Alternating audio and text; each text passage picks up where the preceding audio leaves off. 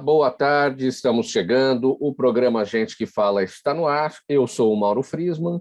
Nossa audiência nos acompanha pela rádio Trianon AM 740 de São Paulo, também pela rádio Universal AM 810 de Santos, e você também nos acompanha pelas redes sociais, imagens no Instagram, do Facebook e do nosso canal no YouTube.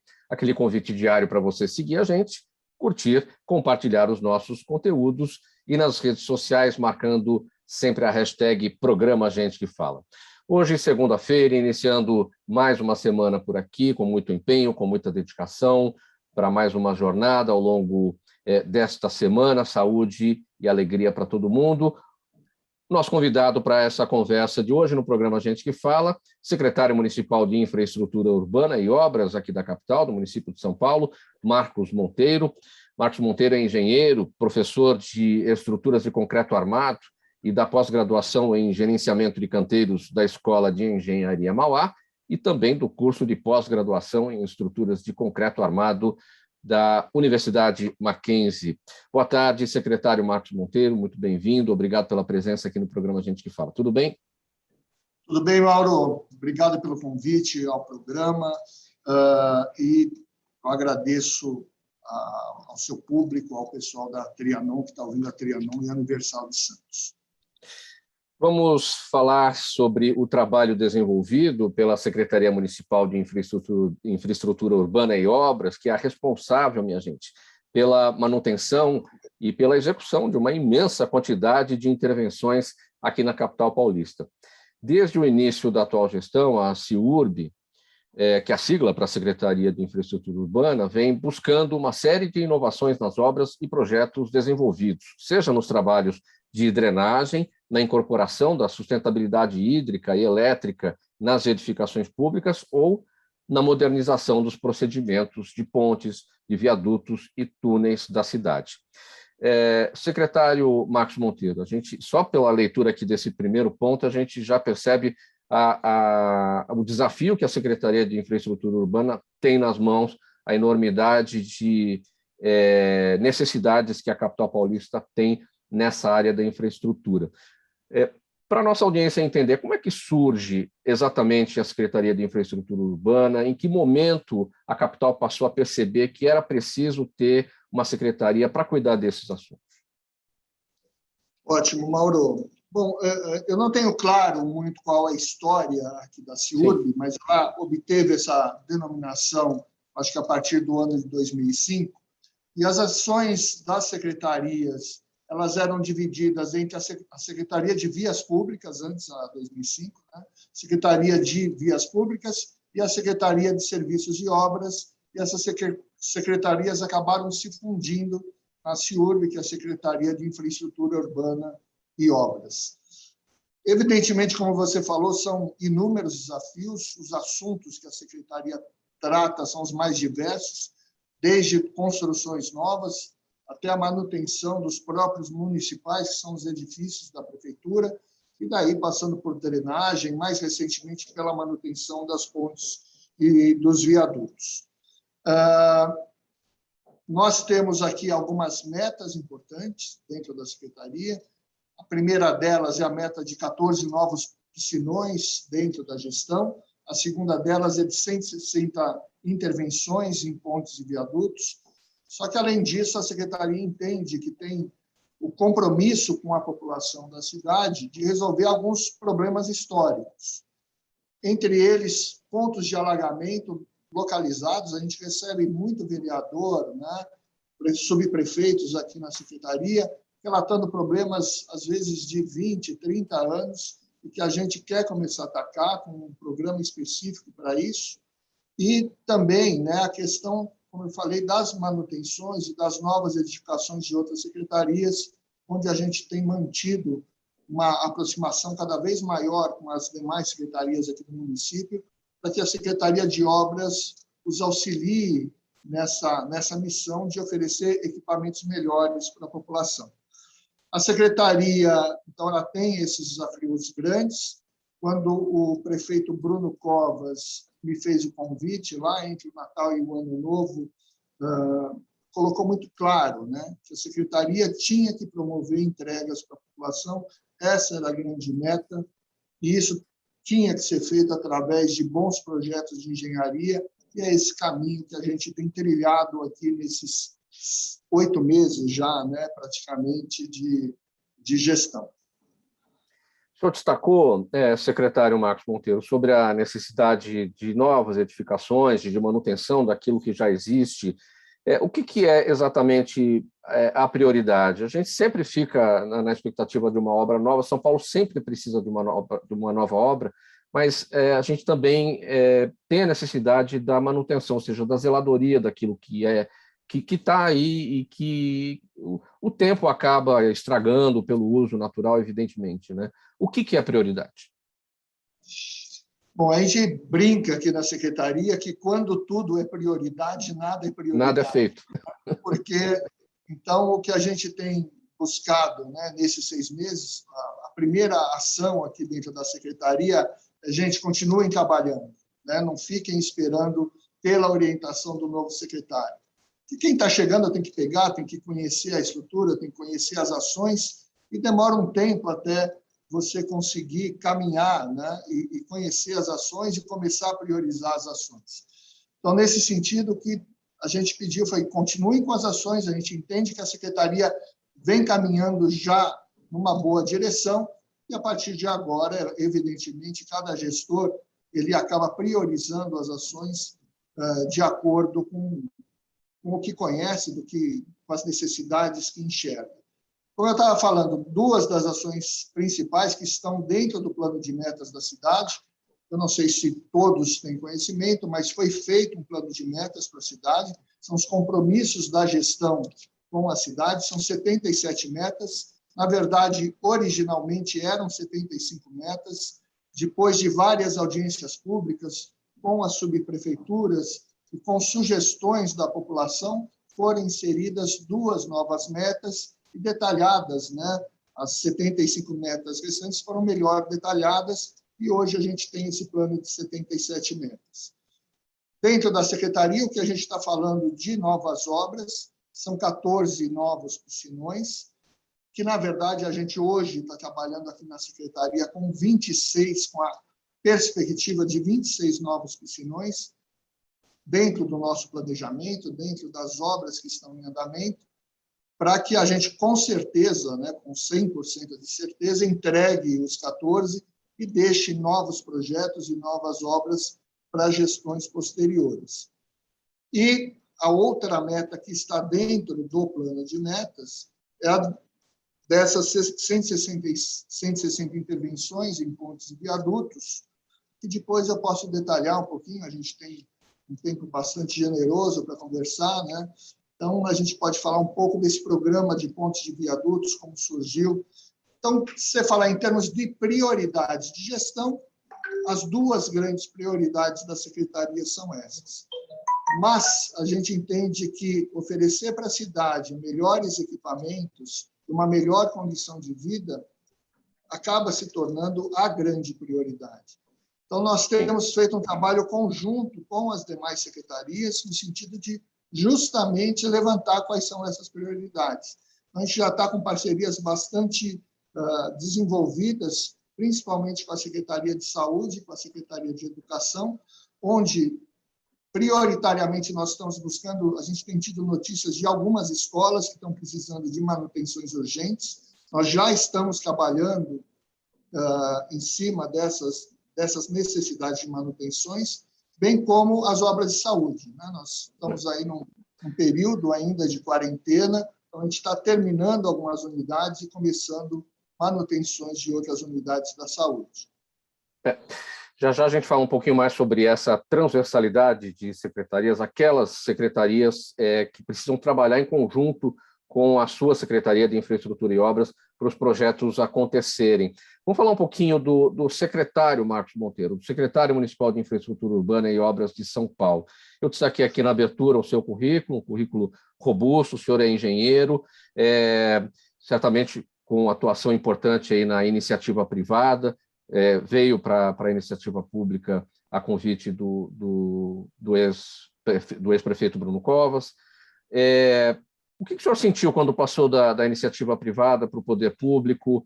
A gente, nós, né, os munícipes, temos um senso de urgência, né, quando a gente quer ver o buraco da rua resolvido, quer ver a rua limpa, mas a urgência da política é diferente, ela tem todo um processo, e que é diferente do processo da iniciativa privada. Como é que foi essa adaptação? O que o senhor sentiu? Bom, falando primeiro dessa diferença de tempos, né, realmente é um grande choque.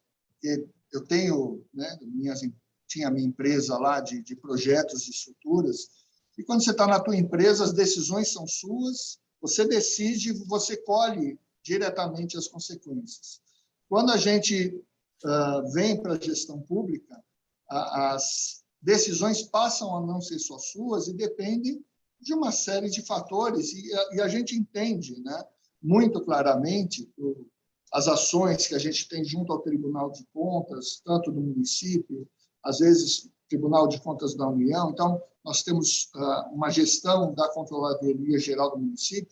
Então, são ferramentas que foram desenvolvidas para atuar junto às secretarias e avaliar as ações que estão sendo feitas. Então, por exemplo, na minha empresa, se eu tenho, que hoje, né, eu não estou conseguindo atuar, mas continua lá, se eu tenho que tomar a decisão de comprar equipamento novo, eu simplesmente pego, verifico se eu tenho essa condição e esse equipamento é comprado.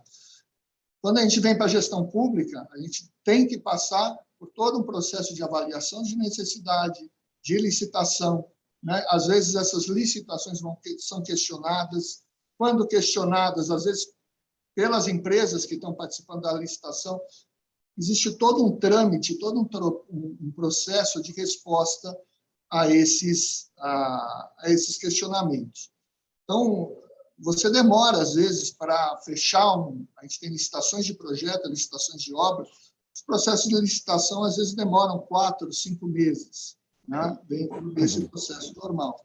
Então, como aqui na Secretaria a gente tem grandes projetos, você tem uma licitação de projeto que demora 4 ou 5 meses. Depois, o desenvolvimento do projeto, que às vezes demora de 6 meses a 1 ano, dependendo do tamanho dele. Então, entre a decisão de você fazer uma nova obra e ter a nova obra na rua, a gente está falando, porque depois você tem licitação de projeto também. A gente está falando em 1 ano e meio, quer dizer, praticamente meia gestão, né, entre a decisão de se fazer um novo projeto e você conseguir ter essa obra na rua. Então, é uma diferença grande, muito diferente da dinâmica, como você falou, do setor privado. O que a gente consegue fazer hoje dentro da Secretaria é tentar estudar, né, as formas de a gente conseguir ter licitações mais rápidas, licitações mais eficientes, porque dentro do processo, às vezes, existem questionamentos devidos, né, das pessoas que estão participando das licitações, que têm que responder. Então, a gente está reestudando todo esse processo para a gente conseguir ter licitações mais rápidas. E a partir... Pode concluir, sim. Não, eu ia comentar que você perguntou daí dessa vinda, né, dessa passagem da iniciativa privada para cá. Então, eu sou engenheiro civil, sou formado pelo Mackenzie, depois fiz pós-graduação na área de estruturas, que é a minha origem profissional, né? Então, eu atuo na área de projetos de estruturas e, em função dessa área que eu atuo, comecei com a minha atividade de docente, primeiro na Escola de Engenharia Mauá, isso em 91, já faz um tempinho, já 20 e poucos anos, né? E 20 e poucos anos, não. Há 30 anos já, 91, 2021. Já. E depois nos cursos de pós-graduação. O tempo passa, a gente não percebe. E passa. Mas sempre, né? Passa rápido. Mas sempre com esse desejo de, em algum momento, poder dar contribuição para a cidade. Sempre me interessei muito por política. Nunca esse interesse foi suficiente para pegar e fazer e participar mais ativamente de algum partido, né? Mas acabou, no final do ano, aparecendo esse convite. Na verdade, a missão dada pelo prefeito Bruno Covas ao agora prefeito Ricardo Nunes foi que ele buscasse um nome técnico. E daí, pelas circunstâncias da vida, ele acabou chegando no meu nome, fazendo o convite e me apresentando ao prefeito Bruno Covas. Agora, voltando a falar sobre a questão da transversalidade das secretarias, ali é onde amarra a questão da urgência, né? A Secretaria de Infraestrutura e Obras, ela elabora o projeto, ela executa o projeto, mas às vezes o problema não é com ela, o problema é com a Secretaria de Educação, precisa reformar uma escola, reformar um hospital, Secretaria da Saúde, construir um posto de saúde, é com a Secretaria da Saúde, enfim. Tudo isso acaba amarrando um pouco mais as coisas dentro do setor público, pela burocracia, pela necessidade de se cumprir as regras necessárias, não é? Como é que funciona no dia a dia essa rotina, né, de conversas com as secretarias para entender as necessidades de cada uma e colocar em prática a elaboração, a execução do projeto por aí? Olha, Mauro, eu te diria que uma das grandes surpresas que eu tive, né, foi a receptividade, porque você tem secretários, como foi uma continuidade de gestão, né, alguns secretários continuaram. Eu te diria que uma das grandes surpresas que eu tive foi a receptividade dos demais secretários comigo, que estava chegando, né, uma pessoa nova que estava chegando ainda de fora da política. E daí, como tudo na vida, é uma construção de relação, né? De pegar, de começar a conversar, e seja saúde, seja educação, o que essas secretarias têm de preocupação é que a hora que essa obra, que esse projeto sai do âmbito da secretaria, é que ele efetivamente seja executado. E daí, realmente, você tem que passar, né, a confiança para as demais secretarias de que nós vamos entregar a sua demanda, nós vamos entregar o seu equipamento. E essa conversa tem fluído de uma forma muito boa. Nós temos desenvolvido trabalhos muito bons, né, com o secretário Edson Aparecido da Saúde, com o secretário Padula da Educação, falei o chefe da Cultura, com o secretário Levi e agora o secretário Ricardo Teixeira de Transportes, e assim por diante, né? Temos já contatos com diversas secretarias, pensando em novos projetos, em novos equipamentos na cidade. Nessa construção toda, o que a gente, desde o início, tem se colocado é que a CIURB é uma secretaria meio. A CIURB é a secretaria que vai receber a demanda da secretaria de origem, como você falou, vai preparar o projeto, vai executar a obra, vai preparar as licitações, vai executar a obra e entregar o equipamento para a secretaria de origem. Ela não toma decisão estratégica de quais escolas devem ser construídas, quais UPAs que devem ser construídas. Isso é atribuição da saúde e da educação. Então, dentro do plano estratégico deles, eles decidem quais são os equipamentos, qual o formato desses equipamentos, qual a necessidade, né, em termos de formatação, por exemplo, uma escola, quantas salas, né? Existem escolas já padronizadas, mas as necessidades específicas de cada região, preparam essas necessidades e as nossas equipes se reúnem e, a partir dessas necessidades, nós elaboramos o projeto e depois a obra. Então, eu te digo que as coisas têm caminhado muito bem nesse sentido, tanto com relação a novos projetos, quanto as UPAs, por exemplo, né, que já vinham sendo executadas lá com a Secretaria da Saúde, e agora a gente está promovendo a entrega das últimas UPAs que estavam pendentes para a gente ter inauguração para a cidade. Para a gente entender todo esse trabalho complexo e como as regras funcionam também, para que a nossa audiência acompanhe isso direitinho, dentro do guarda-chuva da Secretaria, nós temos uma empresa que é a SP Obras. Qual é exatamente a função da SP? Aliás, a SP Obras ela surge de uma cisão da EMURB, a antiga empresa municipal de urbanização, foi transformada em duas, SP Urbanismo e SP Obras. A SP Obras está dentro do guarda-chuva da CIURB, a SP Urbanismo também ou não? E quais são as atribuições de cada uma nesse processo daquilo que a cidade precisa? Ótimo. Então, a EMURB realmente houve a cisão, e ela se dividiu em SP Urbanismo e SP Obras. A SP Urbanismo é uma companhia da administração indireta que está sob o guarda-chuva da SMU, que é a Secretaria Municipal de Urbanismo e Licenciamento, com o secretário César Azevedo. E a SP Obras, embaixo aqui da Secretaria de Obras. Uma das solicitações, né, uma das orientações do prefeito Bruno Covas para a gente aqui, quando veio aqui para a Secretaria, foi no sentido de avaliar as atribuições da CIURB e da SP Obras, no sentido de eliminar trabalhos duplicados, né? O que ele entendia é que na SP Obras existia atribuições de projeto, de obra, licitação, como também a gente tinha aqui na Secretaria. O que a SP Obras fazia, ela era mais voltada a grandes projetos, projetos especiais, né?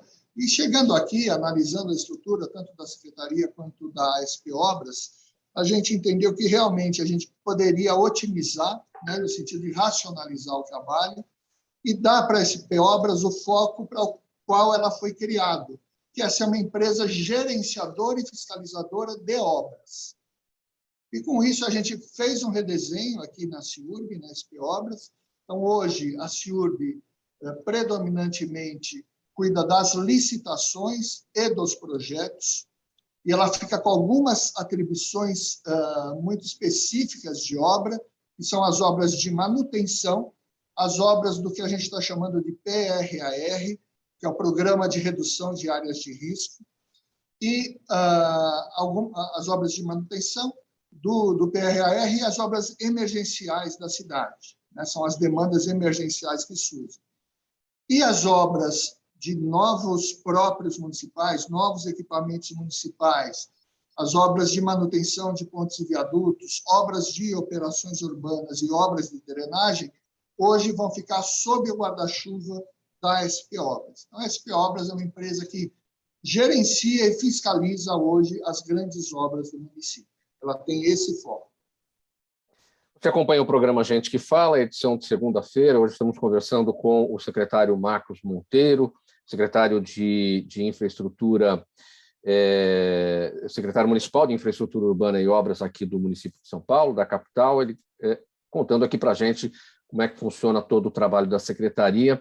A gente vai falar sobre o seguinte agora. A Prefeitura da capital inaugurou no dia 15 de agosto a unidade de pronto atendimento Vila Mariana, que tem capacidade para 18 mil atendimentos por mês. Essa unidade conta com 386 colaboradores e será gerenciada pela Associação Paulista para o Desenvolvimento da Medicina. É a 17ª UPA entregue pela atual gestão e, segundo o prefeito Ricardo Nunes, mais 4 deverão ser entregues até o final do ano. Secretário Marcos Monteiro, quais são as principais características dessa obra, do ponto de vista, né, da engenharia mesmo, para atendimento da população? Essas obras, Mauro, a gente encontrou elas já em andamento, então essas 6 UPAs que a gente está entregando esse ano são obras que vinham em andamento. E só para o público entender a característica, né? O que a gente entrega para a Secretaria da Saúde é o prédio construído, né? Dentro das características da saúde. A partir daí, a saúde pega esse prédio, equipa esse prédio e coloca a equipe lá dentro, né? Os recursos humanos, médicos, dentistas, enfermeiros e assim por diante, que vão trabalhar na unidade. Por isso que, entre a nossa entrega, né, do equipamento físico e a efetiva inauguração da UPA, existe um tempo justamente para fazer, né, colocar o mobiliário, as instalações, os equipamentos e o material humano ser treinado e colocar a UPA em operação. Então, na gestão passada, né, ainda já do prefeito Pedro Covas, foram entregues 11 UPAs e a gente pegou 6 UPAs, 2 foram entregues, que foram a do Jabaquara e a de Vila Mariana, e agora a gente tem 4 UPAs a serem entregues, que é a da Moca, Cidade Tiradentes, City Jaraguá e Parelheiros. As obras, o que eu ia comentar é que essas obras tinham sido paralisadas há uns 2 anos atrás, né? A estrutura tinha sido levantada e daí elas tinham sido paralisadas, e depois elas foram agora retomadas, no ano passado foram retomadas e estão sendo finalizadas agora.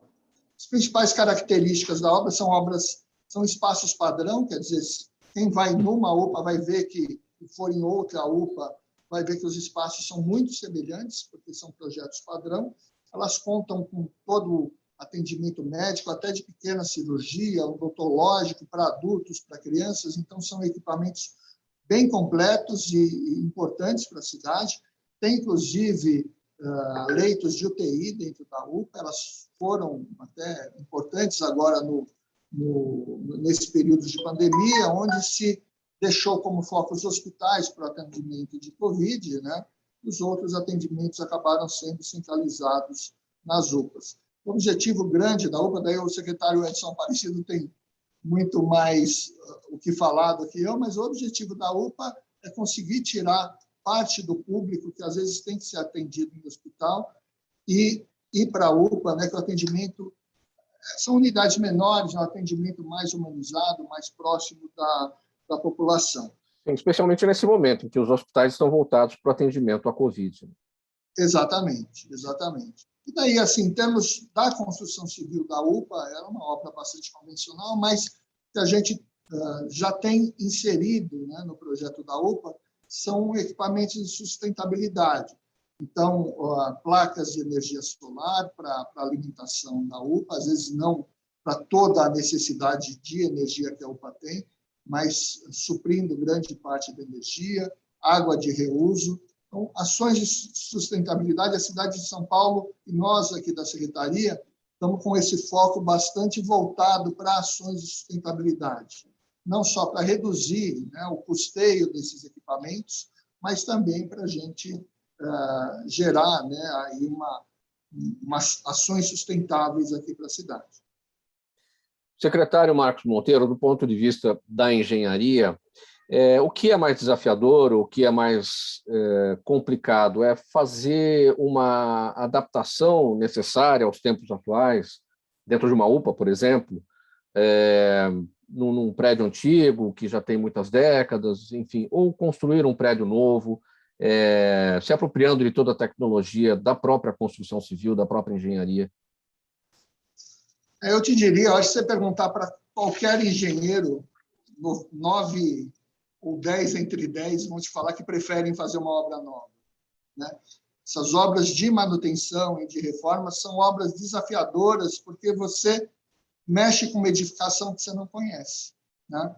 Quando a gente vai implantar uma obra num terreno novo, você parte de um projeto que já foi totalmente pensado para aquele uso, você vai construir uma nova edificação com os controles adequados, com as tecnologias adequadas. Então, é bem mais tranquilo, né, a gente fazer um prédio novo do que a gente entrar com manutenções ou com reformas, né?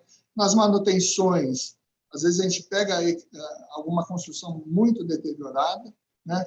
Nós aqui na cidade, isso é importante, né, que o pessoal entenda. Como eu falei, imagina, aparece uma situação numa escola de um telhado caindo, alguma coisa desse tipo, e você tem que fazer uma licitação que vai demorar 4 ou 5 meses.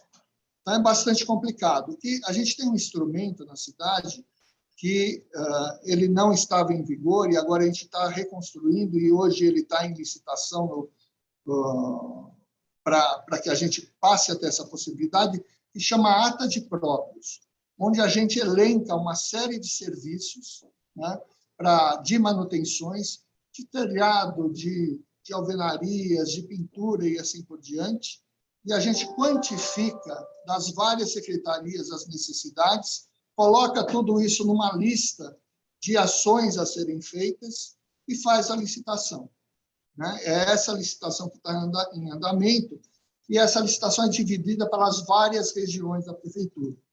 E as empresas que participam dessa licitação entram com seus preços para cada um desses serviços. Qual a grande vantagem? É que, aprovada essa licitação, essa ata de próprios, a gente passa a ter a possibilidade de, nós já temos a empresa com preço definido, surgindo a demanda da saúde e da educação, a gente faz uma vistoria, lista os serviços a serem executados em cada uma dessas edificações, e daí a empresa já está definida, com preços definidos, então não existe esse tempo do processo licitatório, né? Então, não é que ficou parado nesse tempo, a ata foi preparada, eu acho que há 2 anos atrás, daí houve questionamentos do Tribunal de Contas, chegando aqui na Secretaria, a gente retomou esse assunto, agora está em licitação e a gente espera, a gente corrigiu, né, tentou corrigir todos os apontamentos que o Tribunal de Contas colocou, e a gente espera que agora a licitação seja dada andamento e que a gente consiga, em breve, esse instrumento que vai ser muito importante para a gente dar uma maior agilidade para as manutenções das edificações da cidade.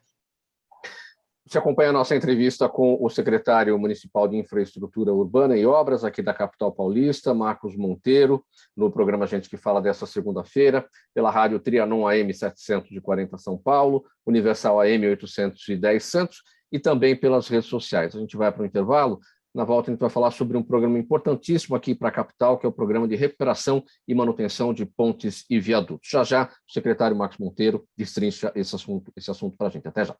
Toda ação estratégica de sucesso tem um componente fundamental, um instituto de pesquisas ético, rápido e preciso. Afinal, é ele que vai fornecer informação confiável, sem achismos e palpites. E isso, numa época de mudanças rápidas e repentinas, é fator crítico de sucesso.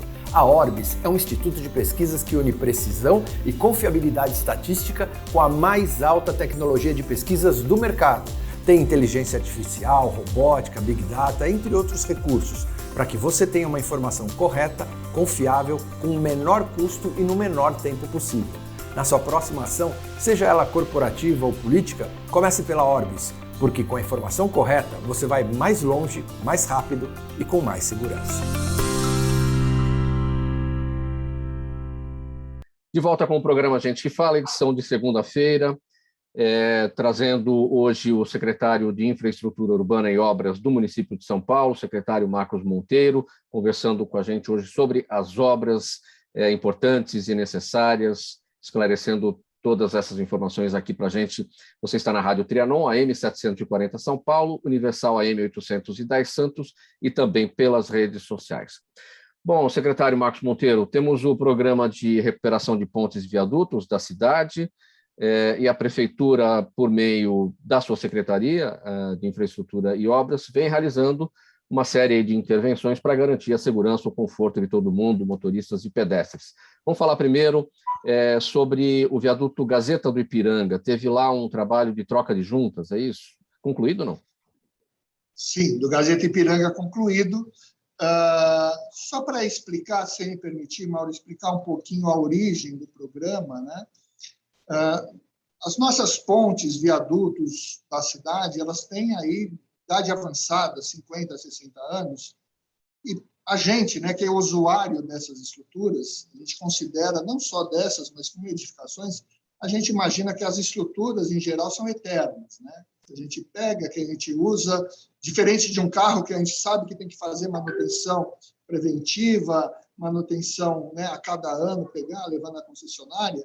Nas estruturas, nas nossas edificações, a gente não tem, né, esse mesmo costume de preservar.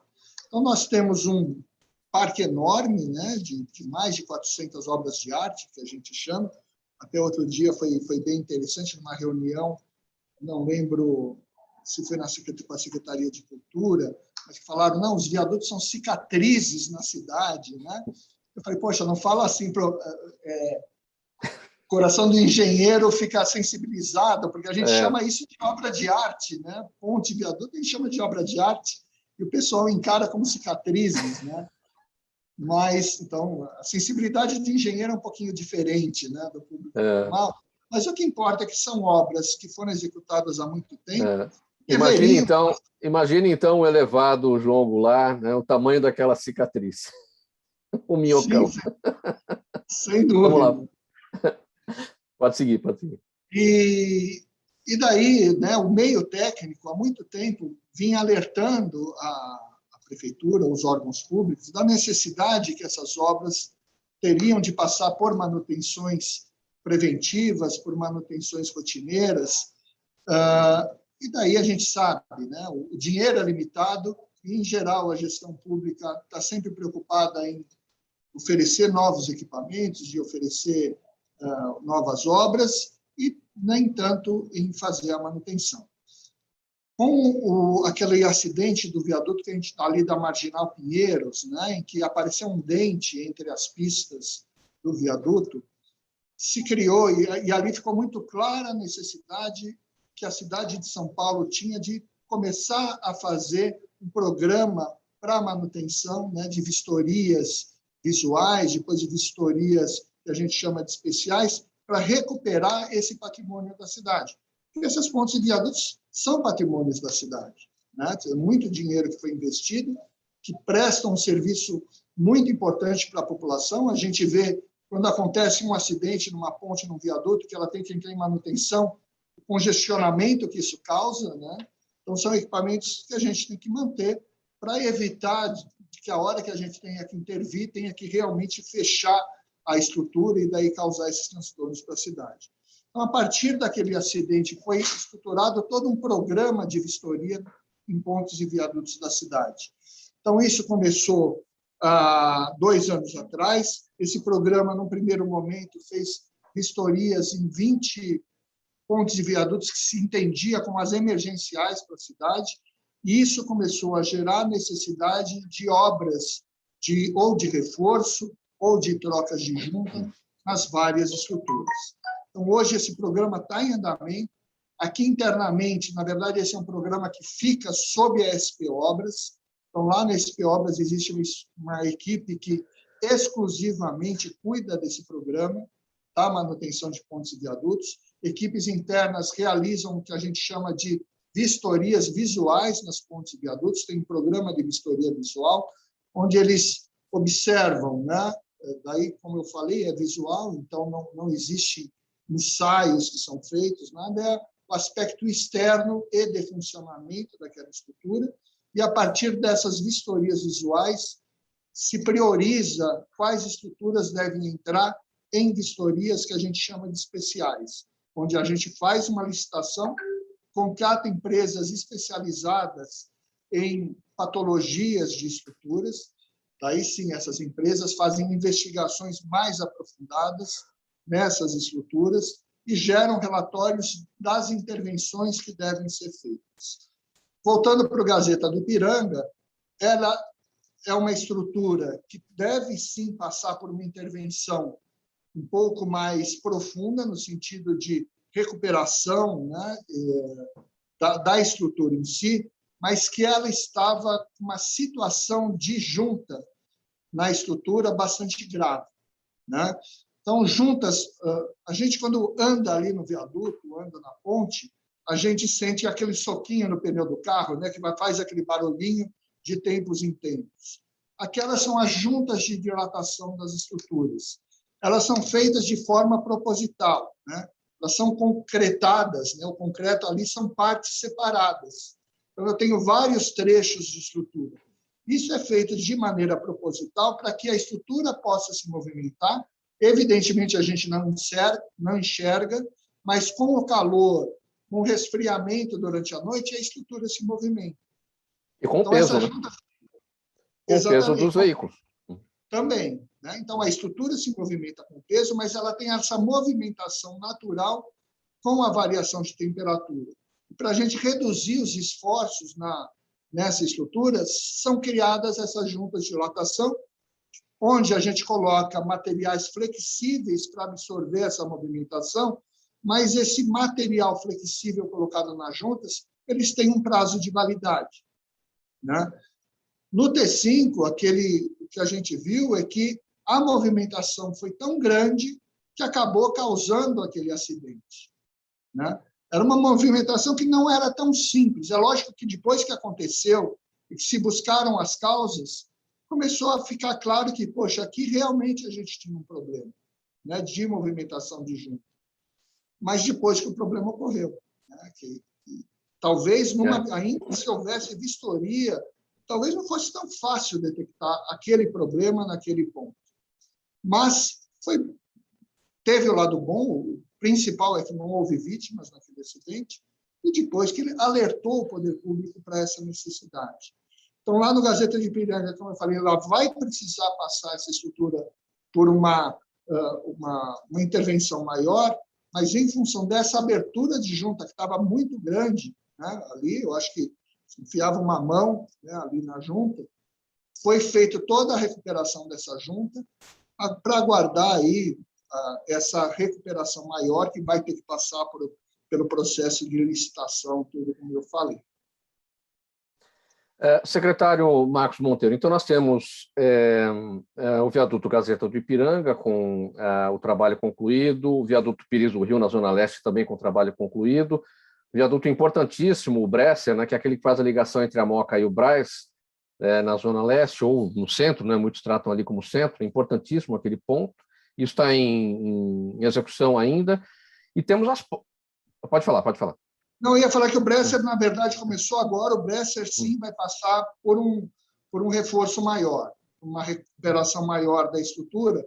Tem uma outra situação nas pontes e viadutos da cidade que, nesse processo, né, de verificação, é verificado, inclusive, a gente tem que entender, né, que essas pontes, quando foram construídas, a expectativa de pesos para o qual elas seriam feitas, de carregamentos, eram menores, os caminhões eram menores, os carregamentos eram menores. Nesse processo de verificação, a gente pede aos projetistas, inclusive, para verificarem aquela estrutura para as novas tipologias de carregamento que a gente tem hoje, e, em algumas situações, surge a necessidade de reforço. No caso do Bresser, o que está sendo feito, acho que a obra começou há umas 2 semanas, mas ali vai ser feita uma recuperação estrutural, não exatamente um reforço.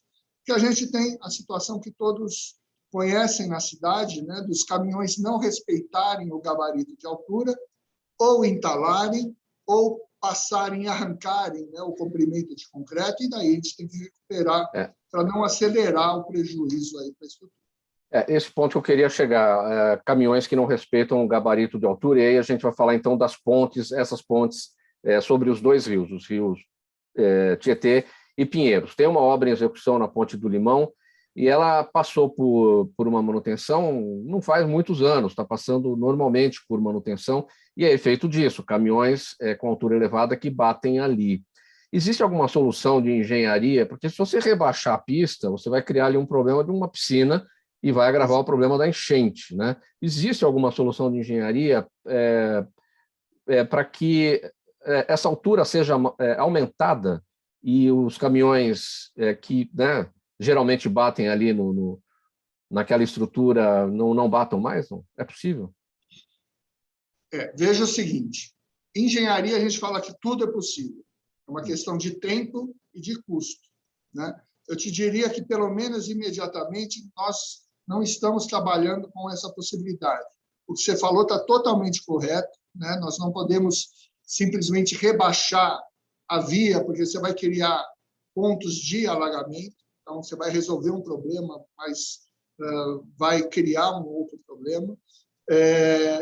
Que a gente, em geral, né, a gente tem as vias, um gabarito razoável de 5 metros, é que muitas vezes as cargas, você não poderia trafegar na cidade, se eu não me engano, com cargas com altura maior que 4,5 metros. Você precisaria de autorização especial para isso.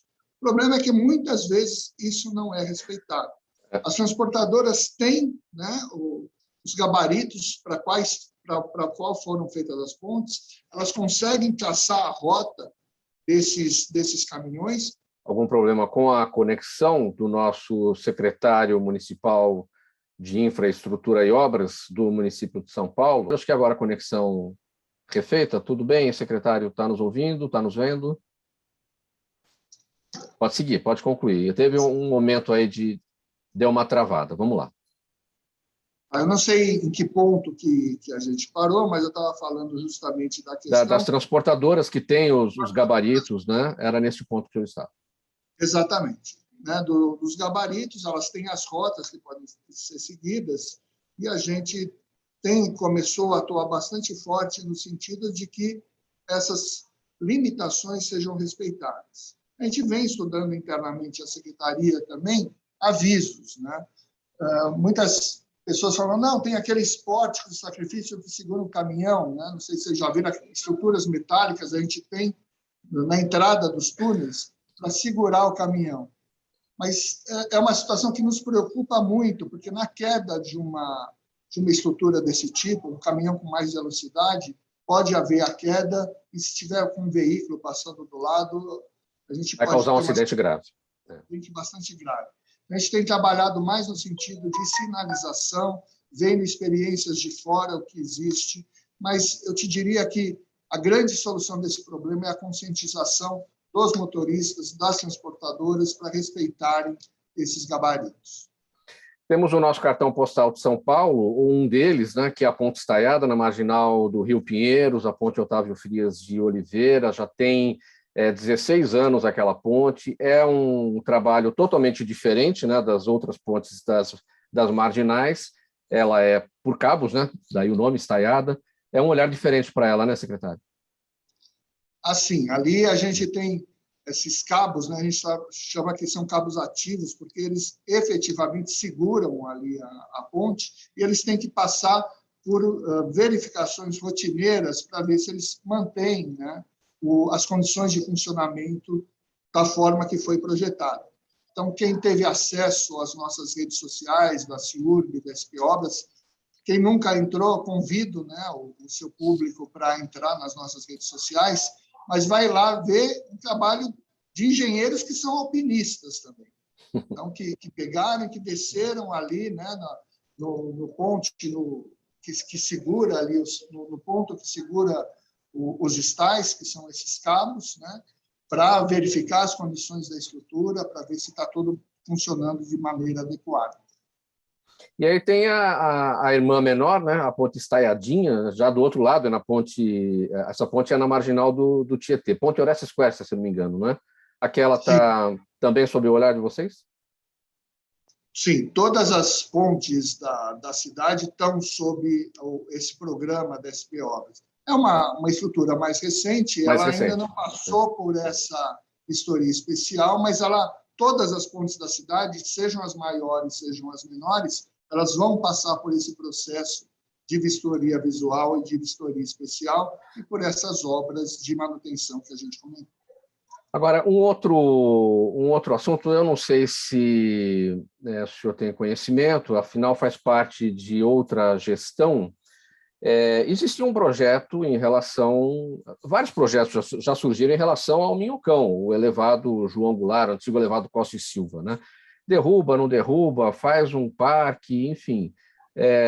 Aí, hoje ele tem lá os horários de funcionamento, até às 8, né? Depois ele fechava mais tarde, final de semana não funciona, enfim, tem toda lá um cronograma ali para poder facilitar também quem mora por perto, a questão do barulho e tudo mais, né?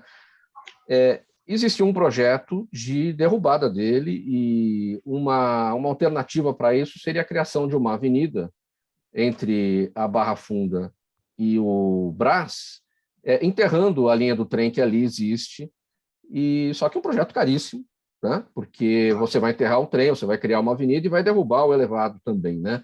Esse projeto foi esquecido, ele não existe mais, o senhor tem conhecimento? Dos projetos que a gente vem trabalhando, Mauro, ele não está incluído, tá? Como você falou, é um projeto caro, né? E com os benefícios para a cidade talvez questionáveis, né? A gente teria que avaliar melhor os benefícios que isso traria para a cidade.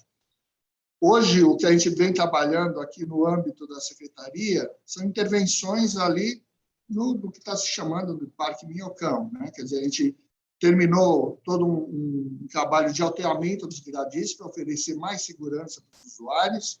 Existe um projeto de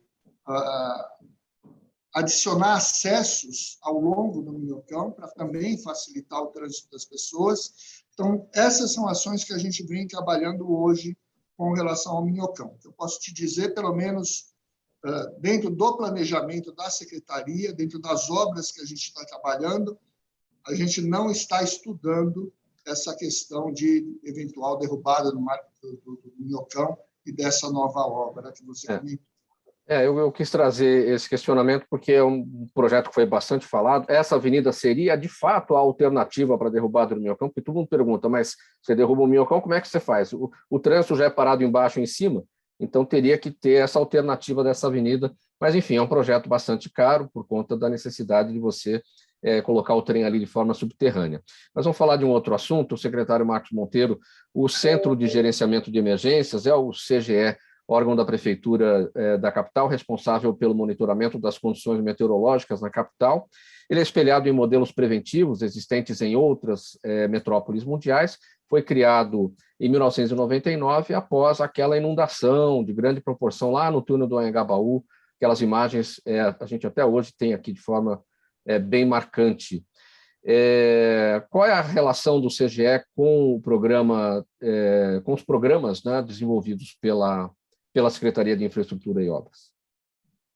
O CGE está sob, né, o guarda-chuva da Secretaria de Infraestrutura e Obras, dentro de um contrato que a Secretaria tem com a Fundação Tecnológica de Hidráulica, lá da USP, o FCTH, e ele fornece informações importantíssimas, não só aqui para a Secretaria, no sentido da gente detectar os principais pontos de alagamento, concentrações de chuva, quais as áreas da cidade que possuem maiores problemas, como outras secretarias, Secretaria de Subprefeituras, a CET, tanto que o CGE fica lá no prédio da CET, da Rua Frei Caneca, porque ele se utiliza bastante das câmaras da cidade do CET para fazer as detecções de chuva.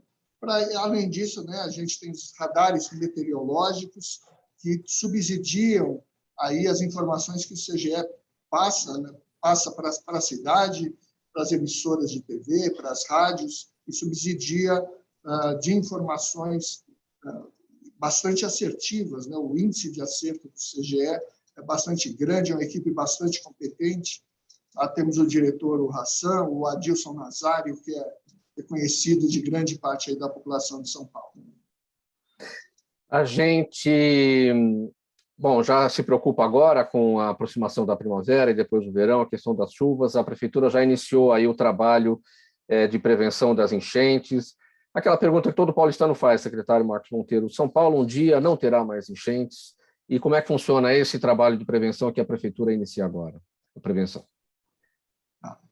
Nós tivemos o prefeito Ricardo Nunes muito preocupado com essa situação dos alagamentos, até porque ele fala, né, ele reside na Zona Sul, e ali é uma região que a gente tem várias situações de alagamento, ele se preocupa demais com isso.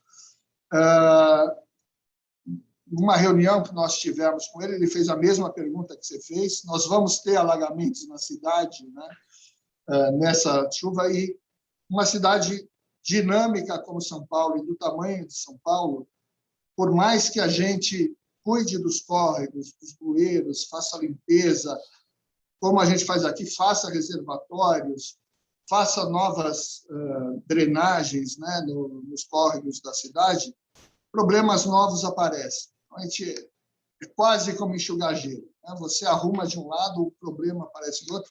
Nos estudos que a gente faz, a gente tem que tomar cuidado. Um dos cuidados que a gente toma é esse, porque às vezes você intervém num trecho daquele córrego e acaba levando o problema ou para cima do córrego ou para baixo do córrego. Então, as soluções que a gente busca são completas no sentido de, ao intervir, né, numa determinada região, não transferir o problema para outra região. Mas uma coisa que eu escrevi no artigo, e daí você vê que, quando eu fui convidado, que existe toda uma análise, né, aquilo que você coloca nas redes, entrevistas que você dá, mas o que foi discutido na reunião do convite para eu me tornar secretário foi justamente um artigo que eu escrevi de que a cidade tem que ter muita consciência de que ela, da forma que ela está implantada, ela tem lá ações para se fazer para um determinado nível de chuva que é histórico, mas sempre vai existir a possibilidade, né? E a isso a gente chama de tempo de retorno, é para quantos anos você está projetando o seu sistema de drenagem e qual a maior chuva esperada dentro desse período. Então, a gente tem que entender que sempre poderá ocorrer uma chuva, em geral, concentrada em algum ponto da cidade, que vai extrapolar em muito aquele nível para que o sistema foi projetado. Isso a gente vê em outros países, né? De você ter situações que acontecem em algum momento. E daí o que eu colocava nesse artigo é que também nós não podemos falar, não, então eu tenho que projetar o sistema para suportar uma chuva ainda maior. Então, os custos disso seriam enormes, né? E a gente tem outras prioridades na cidade também. Então, o que a gente procura é dotar a cidade, né, de um bom sistema de drenagem para essa chuva histórica média, resolver problemas localizados, mas a gente tem que entender que a natureza não está sob o nosso domínio e sempre, em alguma situação ou algum ponto localizado, pode ocorrer uma chuva que vai extrapolar a capacidade do sistema de drenagem. E a população entender também sobre a destinação correta do lixo. Acho que para esse entendimento, queria a opinião do senhor também, acho que para esse entendimento as pessoas precisam, por exemplo, ter o conhecimento de que existem muitos rios sob a cidade. Dá para a gente saber quantos rios existem sob a cidade de São Paulo? Escondidos? Dá sim. Eu não vou te saber precisar, né? Mas hoje no GeoSampa a gente tem todo o sistema de rios da cidade, né, mapeados lá. Então, a gente realmente tem uma rede de rios que hoje estão canalizados, que passam por baixo da cidade. E essa sendo bem objetivo com você, quer dizer, é um passivo que a cidade tem, porque da mesma forma que essas pontes e viadutos foram executados há muito tempo e a gente está tendo que recuperar, nós também temos um sistema de galerias enorme, executados há muito tempo, precisando de recuperação. De problema, e que a gente está começando uma ação no sentido de mapear essas galerias e recuperá-las. Então, essa questão da destinação do lixo, se as pessoas tivessem, de fato, a consciência de que estamos em cima de rios, em cima de córregos, tudo que vai para os bueiros, acabam sendo responsáveis por essas enchentes, não tudo, mas uma boa parte, né? Já seria meio caminho andado, né, secretário? Isso que você está falando, Mauro, é extremamente importante, né, das pessoas terem essa consciência, né? E hoje eu vinha no caminho, né, de casa aqui para o escritório, vendo que, às vezes, algum cuidado maior nosso, como população, de jogar um papel no lixo, né? Às vezes a pessoa reclama, não tem lixeira, mas comecem a reparar que, na verdade, às vezes, ela não tem naquele ponto que a gente está, mas 20 metros, 30 metros para frente ou para trás, a gente encontra assim, uma lixeira, né, de pegar, jogar esse lixo no lixo. A gente, como prefeitura, está tentando tomar bastante cuidado com a população de rua, mas é importante também que essa população de rua, que está sendo abraçada pela cidade, também tenha consciência de destinar a sua marmita que acabou de comer para o lixo. A gente tem muito problema, né, de lixo gerado por essa população de rua, pela população, o lixo que é colocado fora do horário das ruas. Então, a gente tem que criar essa conscientização, como a gente estava falando, né, da conscientização no uso dos equipamentos, né, e entender que a prefeitura tem, sim, suas obrigações, mas a população tem muito que ajudar a prefeitura, tanto fiscalizando as ações da prefeitura, mas ajudando a prefeitura nessa conscientização de limpeza, de uso dos nossos equipamentos. Secretário Marcos Monteiro, 10 segundos para a sua despedida, nosso tempo já chegando ao final. Mauro, mais uma vez gostaria de agradecer a atenção da Trianon, da Rádio Universal de Santos. Foi um prazer estar aqui com vocês. A gente vai estar sempre à disposição para esclarecer quaisquer pontos que vocês queiram conversar, principalmente sobre a infraestrutura e sobre as obras da cidade. Obrigado, boa tarde.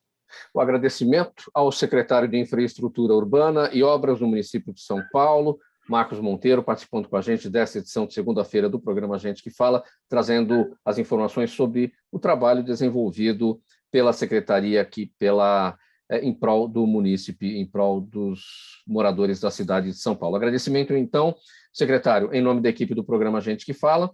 Na mesa são com a gente hoje o Sérgio Souza, ele é o gerente técnico da Rádio Trianon, apresentação minha, Mauro Friesman, o Pedro Schiavon na pauta e produção, Zenilda Salvato na pauta e redação, a Zenilda Salvato, nossa diretora de produção, o jornalista Fausto Camunha, nosso diretor-geral, você ouvinte, você espectador, a razão da nossa presença aqui todos os dias.